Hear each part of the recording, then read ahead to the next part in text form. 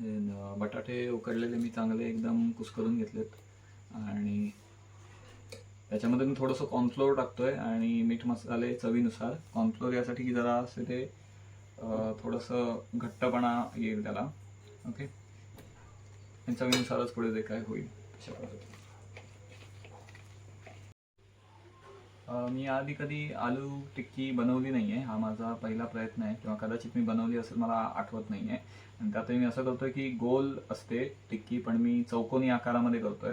So I am trying my best.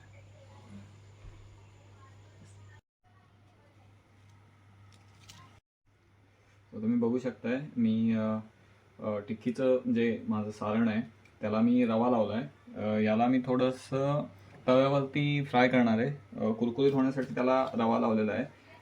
यामध्ये अजून आपण बऱ्याचशा व्हरायटीज लावू शकतो. याला ब्रेड क्रम्स पण लावता येतात, तो अजून जास्त कुरकुरीत होण्यासाठी. आज म्हटलं आहे रवा ट्राय करून पाहूया. ओके, त्यानंतर मी इथे तवा तापत ठेवला आहे. तापला की लगेच मग मी हे फ्राय करायला ठेवेन. सो इथे तुम्ही पाहू शकताय 1 बाय 1 इथे रवा पूर्णपणे, आपण ह्याला असं म्हणू शकतो की कदाचित मी रव्याला पण रव्यामधून मॅरिनेट करायला लागलो आहे. आणि इथे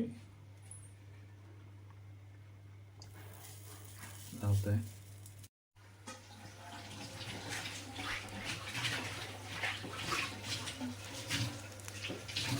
यावरती मी ऑलरेडी एका साईडने तेल लावलेलं आहे. आता वेळ आली आहे परतायची. 3 टिक्की मी ऑलरेडी परतलेले आहेत. हो हो हो, एक जर असं ठीक आहे, नो प्रॉब्लेम. काय तर